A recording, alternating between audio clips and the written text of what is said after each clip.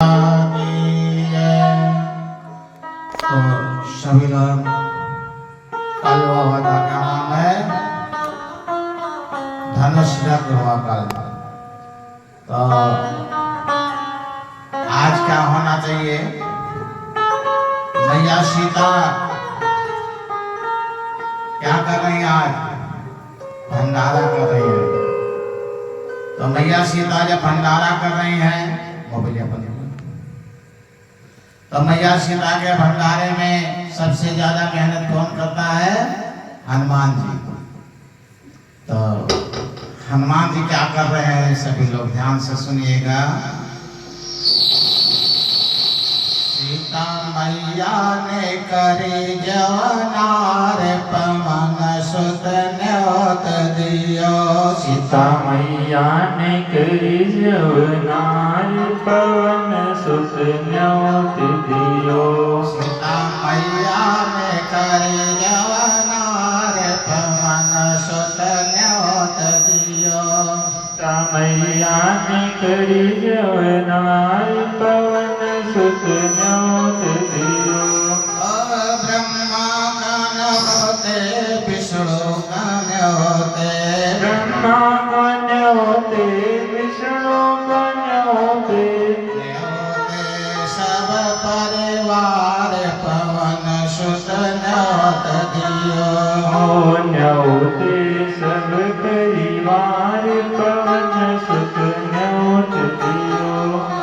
ब्रह्मा जी को न्योते विष्णु जी को न्योते, ब्रह्मा जी को न्योते विष्णु जी को न्योते, न्योते भोलेनाथ पवन सुत न्योत दियो।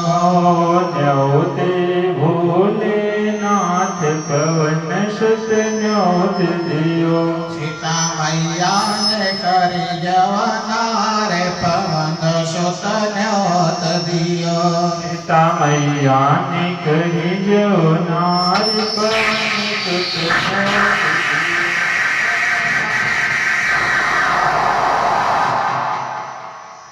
वानर सेना सगरी न्योते, वानर सेना सगरी न्योते, न्योते पवन कुमार पवन सुत न्योत दियो। न्योते पवन कुमार पवन सुत न्योत दियो। सीता मैया ने करी जवनार पवन सुत न्योत दियो। सीता मैया ने करी जवनार पवन सुत न्योत दियो। ब्रह्मा जी आए विष्णु जी आए, ब्रह्मा जी आए विष्णु जी आए, आए भोलेनाथ पवन सुत न्योत दियो। आए भोलेनाथ पवन सुत न्योत दियो। वानर सेना सगरी आई, वानर सेना सगरी आई, आए पवन कुमार पवन सुत न्योत दियो। आए पवन कुमार पवन सुत न्योत दियो। सीता मैया ने करी जवनार पवन सुत न्योत दियो। सीता मैया ने करी जवनार पवन सुत न्योत दियो। अब सभी लोग आ गए, तो आगे व्यवस्था क्या है? अरे पूड़ी पड़ोसी कचौड़ी पड़ोसी, पूरी पड़ोसी कचौड़ी पड़ोसी, लडुआ पड़ोसे चार पवन सुत न्योत दियो। लडुआ पड़ोसी चार पवन सुत न्योत दियो। खीर रायता सभी परोसे, खीर रायता सभी परोसे, रबड़ी लच्छेदार पवन सुत न्योत दियो। बड़ी लक्षेदार पवन सुत न्योत दियो। सीता मैया ने करी जवनार पवन सुत न्योत दियो। सीता मैया ने करी जवनार पवन सुत न्योत दियो। ओ ब्रह्मा जी खाए और विष्णु जी खाए। ब्रह्मा जी खाए विष्णु जी खाए। खाए भोलेनाथ पवन सुत न्योत दियो। ओ खाए भोलेनाथ पवन सुत न्योत दियो। ओ बानर सेना सगरी खाई। बानर सेना सगरी खाई। बानर सेना सगरी खाई। बानर सेना सगरी खाई। हनुमत का भरा नहीं पेट पवन सुत न्योत दियो। हनुमत का भरा नहीं पेट पवन सुत न्योत दियो। दौड़ी दौड़ी सिया जी गई राम के पास। दौड़ी दौड़ी सिया जी गई राम के पास। दौड़ी दौड़ी सिया जी गई राम के पास। भंडारे खाली हो गए हैं। हनुमत का भरा नहीं पेट पवन सुत न्योत दियो। हनुमत का भरा नहीं पेट पवन सुत न्योत दियो। कोई बताएगा हनुमान जी का पेट क्यों नहीं भरा? कोई नहीं बता पाया। अच्छा, सबके घर भोग लगता है भगवान का? किसके किसके घर भोग लगता है? हाथ उठाए। कोई घर नहीं लगता। तो कहत राम जी सुनो सिया जी। कहत राम जी सुनो सिया जी। मानो हमारी बात पवन सुत न्योत दियो। ओ मानो हमारी बात पवन सुत न्योत दियो। एक दल तुलसी का परोसो। एक दल तुलसी का परोसो। हनुमत का भर जाए पेट पवन सुत न्योत दियो। हनुमत का भर जाए पेट पवन सुत न्योत दियो। दौड़ी दौड़ी सीता मैया। दौड़ी दौड़ी सीता मैया। गई तुलसी के पास पवन सुत न्योत दियो। गई तुलसी के पास पवन सुत न्योत दियो। एक दल जो तुलसी का परोसो। एक दल जो तुलसी का परोसो। हनुमत लीलकार पवन सुत न्योत दियो। हनुमत ले डकार पवन सुत न्योत दियो। सीता मैया ने करी जवनार पवन सुत न्योत दियो। सीता मैया ने करी जवनार पवन सुत न्योत दियो। सीता मैया ने करी जवनार पवन सुत न्योत दियो। सीता मैया ने करी जवनार पवन सुत न्योत दियो। एक बार बोलो संत हनुमान दलाला के। अच्छा, कितने लोगों के घर में भोग लगता है और तुलसी का पत्ता पड़ता है? एक घर में। जिस भोजन में तुलसी का पत्ता नहीं पड़ता है वो भोजन राक्षसी आहार होता है।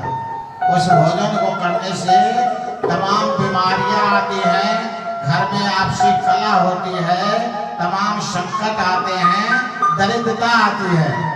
इसीलिए सबके घर में पहले भोग लगना चाहिए।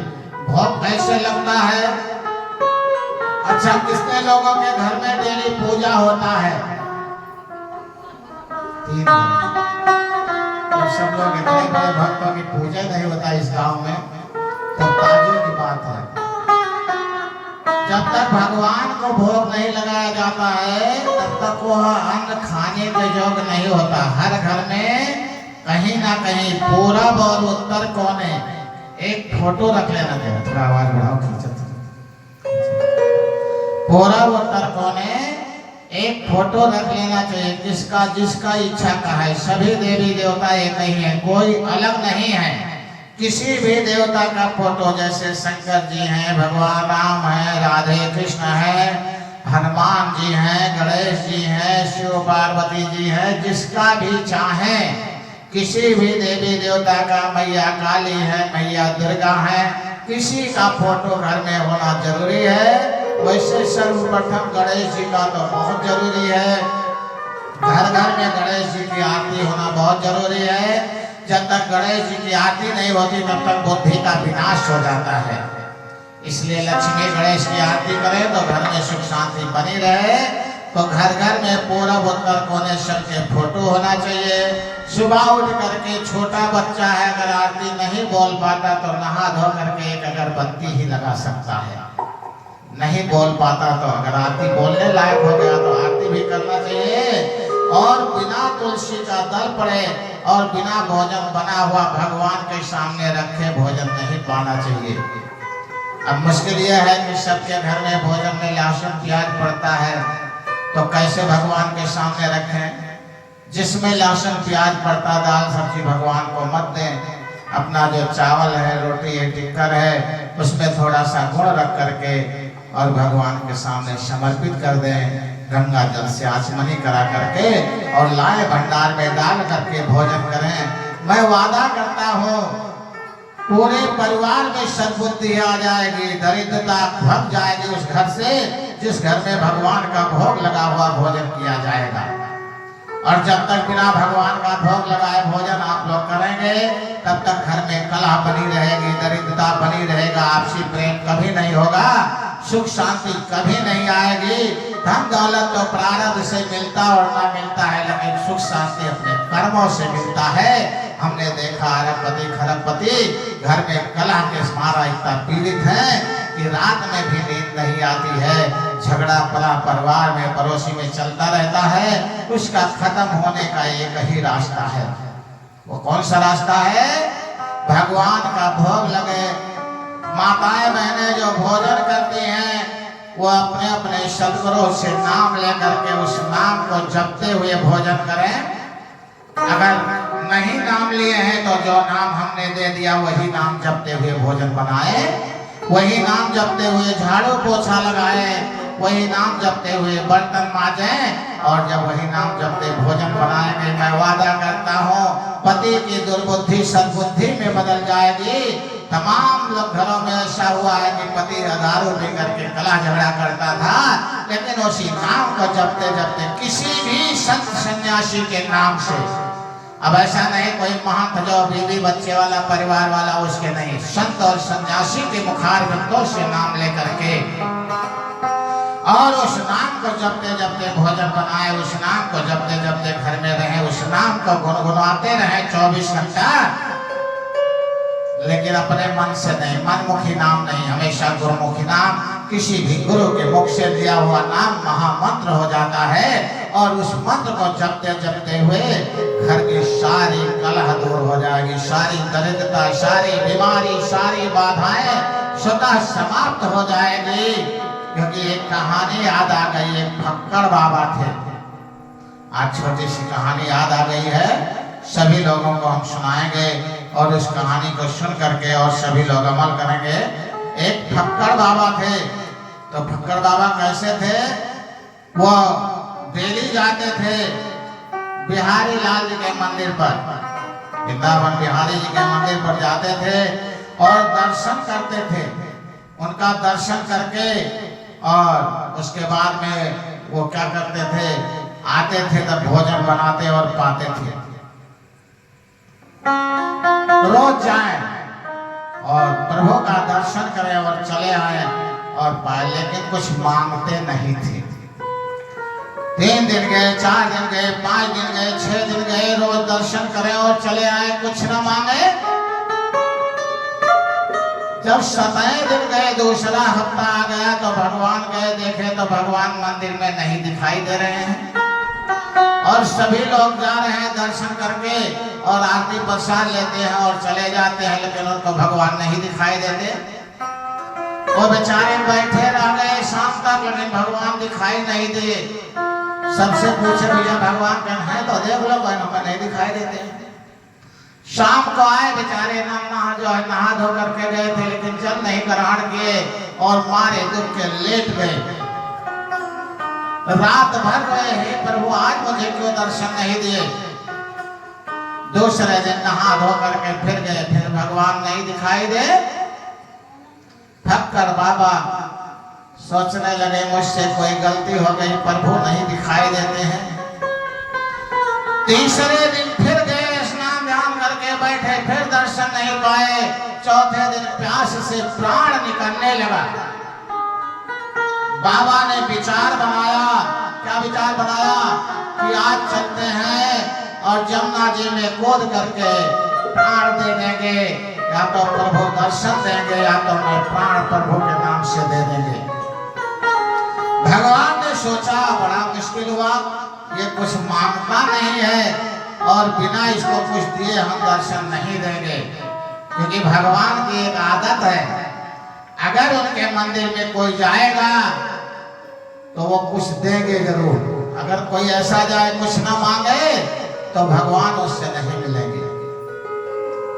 अब वो जब कुछ मांग ही नहीं रहा है तो भगवान ने कहा, ये चाहे प्राण दे दे, चाहे प्राण रखे, लेकिन मैं इसको दर्शन जब ही दूंगा जब ये कुछ मांगेगा। जमुना जी के पास पहुंच गए, कूदने के लिए चले। जो ही जंप लगाने चले, तब तक एक कोढ़ी के रूप में प्रभु स्वयं पहुंच गए। और जैसे बाबा एक ही बार छलांग लगाने चले, एक बार बोला वृंदावन बिहारी लाल की जय। तब तक प्रभु ने हाथ पीछे से पकड़ लिया। देखे एक कोढ़ी आदमी मेरा हाथ पकड़ लिया। कहा, भैया क्यों हाथ पकड़ लिए? कहीं हाथ तुम्हारा इसलिए पकड़ लिए हैं कि हमारा ये कोढ़ नहीं ठीक हो रहा है और मेरी इच्छा है तुम अगर कह देते कि हे भगवान इसका कोढ़ ठीक कर दो तो अभी ठीक हो जाता। अरे हम इतने बड़े पापी हैं, हमको भगवान दर्शन नहीं देते, हमारे कहने से कोढ़ ठीक हो जाएगा। हे प्रभु इसका कोढ़ ठीक कर दो। और जैसे कहे तुरंत भगवान जो है फर्स्ट क्लास शंख चक्र रूप में खड़े हो गए। कहे, अरे अभी तक आपने दर्शन क्यों नहीं दिया? कहीं मैं दर्शन इसलिए नहीं दिया, आप कुछ मांगते नहीं थे और मेरे यहाँ कोई आता है तो मैं उसका कर्जदार नहीं बनना चाहता हूँ।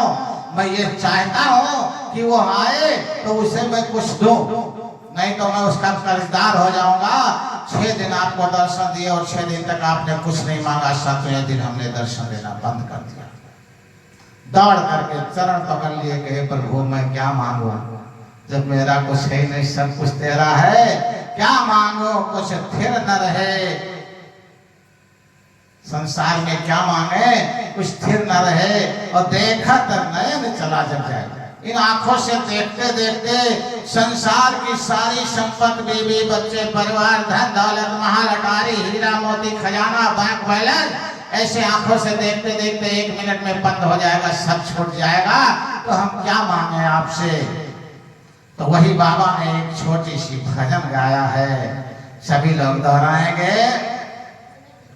आसरा इस जहां का मिले ना मिले, मुझको तेरा सहारा सदा चाहिए। आसरा इस जहां का मिले ना मिले, मुझको तेरा सहारा सदा चाहिए। चांद तारे गगन में दिखे ना दिखे, मुझको तेरा नजारा सदा चाहिए। चांद तारे गगन में दिखे ना दिखे, मुझको तेरा नजारा सदा चाहिए। आसरा इस जहां मुझको तेरा सहारा सदा चाहिए। आसरा इस जहां का मिले ना मिले, मुझको तेरा सहारा सदा चाहिए। यहाँ खुशियाँ है कम और ज्यादा है गम, जहाँ देखो वहाँ है भरम ही भरम। यहाँ खुशियाँ हैं कम और ज्यादा है गम, जहाँ देखो वहाँ है भरम ही भरम। जहाँ खुशियाँ है ज्यादा, खुशियाँ है कम और ज्यादा है गम, जहाँ देखो वहाँ है भरम ही भरम। यहाँ खुशियाँ हैं कम और ज्यादा है गम, जहाँ देखो वहाँ है भरम ही भरम। मेरी महफिल में शमा जले ना जले, मेरे दिल में उजाला सदा चाहिए। भरी महफिल में समा जले ना जले, मेरे दिल में उजाला सदा चाहिए। आसरा इस जहां का मिले ना मिले, मुझको तेरा सहारा सदा चाहिए। आसरा इस जहां का मिले ना मिले, मुझको तेरा सहारा सदा चाहिए। कभी बैराग है कभी अनुराग है, जहाँ बदले हैं बाड़ी वही बात है। मेरा कहे कहे अनुराग है, यहाँ मेरा है गाड़ी अनुराग है। मेरी चाहत की दुनिया बसे ना बसे, मेरे दिल में बसेरा सदा चाहिए। मेरी चाहत की दुनिया बसे ना बसे, मेरे दिल में बसेरा सदा चाहिए। बाबा के कहने का अर्थ यह है, संसार की चीजें जो मैं चाहता हूँ वो मिले या ना मिले, लेकिन तुम्हारा जो है छवि मेरे दिल में हमेशा बसा होना चाहिए, एक क्षण नहीं बिसरना चाहिए। बाबा एक ही बात मांग रहे हैं बार बार, आसरा इस जहां का मिले ना मिले, मुझको तेरा सहारा सदा चाहिए। आसरा इस जहां का मिले ना मिले, मुझको तेरा सहारा सदा चाहिए। मेरी धीमी है चाल और पथ है विशाल, हर कदम पर मुसीबत अब तू ही संभाल। धीमी है चाल और पथ है विशाल, हर कदम पर मुसीबत अब तू ही संभाल। पैर मेरे थके हैं चले ना चले, मेरे दिल में इशारा तेरा चाहिए। मेरे थके हैं चले ना चले, मेरे दिल में इशारा तेरा चाहिए। आसरा इस जहां का मिले ना मिले, मुझको तेरा सहारा सदा चाहिए। आसरा इस जहां का मिले ना मिले, मुझे तेरा सहारा सदा चाहिए। एक बाबा वृंदावन बिहारी लाल की। तो बाबा ने यही मांगा कि संसार की चीजें जितनी भी हैं वो रहे ना रहे, मिले ना मिले, लेकिन आप कभी भी मुझसे मत छूटो, आपसे दूरी मेरी नहीं बननी चाहिए। इस तरह का जब दिल में वास हो जाता है तो ये जन्म लेना सफल हो जाता है, और ऐसा नहीं होता है तो ये जन्म लेना बिगड़ जाता है, किसी काम का नहीं हो जाता है। इसीलिए सभी लोगों के दिल में एक ही बात होना चाहिए कि वह परमात्मा मेरे हृदय में हमेशा वास करे, चाहे संसार की संपत्ति मिले या ना मिले।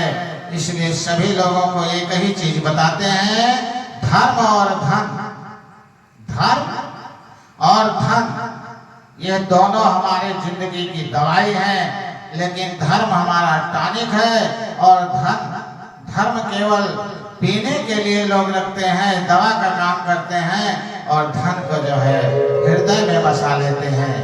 धर्म को पी लेना चाहिए। धर्म की जो बातें हो उसको क्या करना चाहिए, टॉनिक मान करके पी लेना चाहिए और धन को मलहम बना लेना चाहिए, बाहर रखना चाहिए, हृदय में नहीं रखना चाहिए। लेकिन लोग धन को हृदय में रखते हैं और धर्म को क्या करते हैं, बाहर से दिखावा करते हैं। जैसे हम पूजा पाठ करते हैं तो वो क्या है, हमारा धर्म है, और जो हम पैसा इकट्ठा बटोरते हैं वो हमारा धन है। धन तो हमारा छूट जाएगा लेकिन धर्म हमारा कभी छूट नहीं सकता है। वो जीवन के साथ भी और जीवन के बाद भी रहेगा। इसीलिए उसको हमें हृदय में बसा कर रखना चाहिए। और हम उल्टा कर जाते हैं, जो हमें हृदय में रखना उसको बाहर दिखाते हैं और जो बाहर रखना उसको हृदय में रखते हैं। तो दुर्भाग्य से आज सब कुछ उल्टा हो रहा है। हम उल्टा ना करके हम अगर सत्संग सुनते हैं, संतों की वाणी सुनते हैं, तो आज से धर्म को ग्रहण करेंगे और धन को बाहर रखेंगे। धन क्या है, धन नाशवान चीज है, खत्म वाली चीज है, और धन जो है धर्म कभी खत्म नहीं होगा। जब तक हमारे देश में धन रहेगा, धर्म रहेगा, तब तक हमारे देश का विनाश नहीं हो सकता है। इसलिए हमें अपने को बचाने के लिए क्या करना पड़ेगा,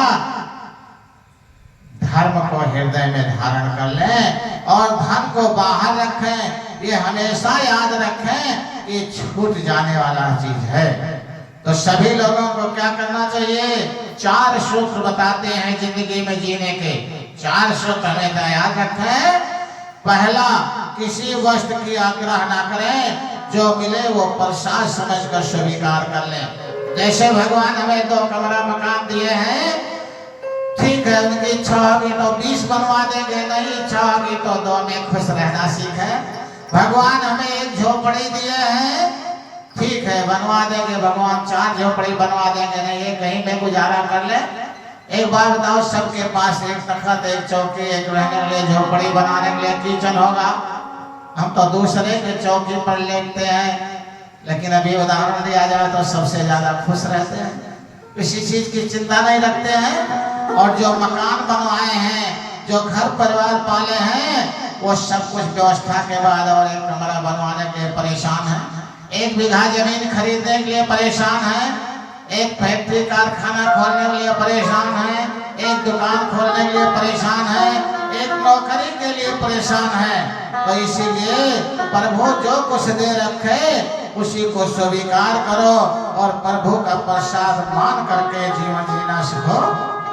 दूसरा बात यह है, जुबान से विग्रह मत करो। कोई कुछ भी मुख से गलत शब्द अगर निकल जाए तो क्या करना चाहिए, अगर कोई आपसे गलत निकाल दिया आपके लिए तो उसे विग्रह ना करो। रामायण होते होते महाभारत हो जाता है। एक जगह एक दादाजी गए थे अपने बहू को देखने। अब आजकल सिस्टम ये भी हो गया है कि शादी होगी तो पहले बहू देखने जाएंगे। अब उससे पूछे, क्या पूछे, रामायण की कोई चौपाई पढ़ी लिखी थी? तो रामायण की कोई चौपाई पूछे, कहे रामायण की कोई चौपाई बताओ। तो हाथ जोड़कर खड़ी हो गई, कही दादा रामायण का जितना पूछना है कुल आज पूछ लो, लेकिन महाभारत आएंगे करके दिखा देंगे तुम्हारे घर में। रामायण में जहां से पूछना हो पूछ लो, पूरा हम जानते हैं, लेकिन महाभारत का मत पूछना, क्योंकि महाभारत का मैं बता नहीं पाऊंगी, महाभारत का करके दिखाओ। अब बताओ किस काम का रह गया। तो आज जो देखते हैं भाग्य पर भरोसा नहीं करते हैं, 100 शादी होती है तो 50 छुट्टी छुट्टा हो जाता है। और पहले हम लोगों की बचपना में लड़की लड़का को पता ही नहीं होता था किसकी शादी किसके साथ हो रही है। शादी हो जाती थी, गौना 10 साल 15 साल के बाद आता था। 5 साल 7 साल के बच्चों की शादी हो गई और जब वो 18 साल 16 साल के हुए तब गौना आ जाता था। तब वो जानते थे इनके साथ मेरी शादी हुई, लेकिन एक भी छुट्टी छुट्टा नहीं होता था, क्योंकि वो उस वक्त भगवान के भरोसे होता था। आज जब सब लोग अपने भरोसे करते हैं, यहाँ तक तो कुछ शादियां ऐसी होती हैं कि लड़की लड़का तय कर लेते हैं, बाद में माँ बाप जान पाते हैं। लेकिन वो छुट्टी छुट्टा जल्दी होता है तो इसीलिए सबको एक ही संकेत देते हैं कि भगवान पर भरोसा करना शुरू कर दो, सब काम बनना शुरू हो जाएगा। और जब तक भगवान पर भरोसा नहीं शुरू करोगे, अपने ऊपर करोगे, तो अपनी जिम्मेदारी खुद को निभाना पड़ेगा। जैसे बाबा जी ने 7 दिन नहीं मांगा तो भगवान चतुर्भुजी रूप में स्वयं आकर के विराजमान हो गए। ऐसे उनसे मांगने की चेष्टा न करो, उन पर समर्पित होने की चेष्टा करो। मैं वचन देता हूँ, ये भगवान की बाणी है, वो बिना दिए मानेंगे नहीं। कहा गया है कि दया की न होती जो आदत तुम्हारी, तो सोनी ही रहती अदालत तुम्हारी। कभी उसकी अदालत सोनी नहीं हो सकती है, वो बहुत बड़ा दयालु है। मैं तो 23 साल की उम्र में 23 साल में देख लिया, आज तक उसकी अदालत कभी सोनी नहीं हुई। उससे बड़ा दयालु दुनिया में कोई हुआ नहीं है। इसलिए निश्चित होकर के उसकी ड्यूटी करना शुरू कर दो, वो तुम्हारा सब कुछ देख लेगा, उसमें कोई संशय नहीं है। तीसरा, संपत्ति के लिए परिग्रह मत करो, क्योंकि अत परिग्रह, अत परिचय, अत दुख का कारण होता है। ज्यादा धन हो जाएगा तो पक्का है दुख बढ़ जाएगा। इसीलिए जितना रहे उसका आनंद लेना शुरू कर दो। चौथा, किसी व्यक्ति के प्रति घर्षित होकर व्यवहार मत करो, क्योंकि रात भर तो दोस्त और दुश्मन बने रहते हैं, लेकिन पता नहीं कल मुलाकात होगी कि नहीं होगी। एक बार बोला वृंदावन बिहारी लाल की जय।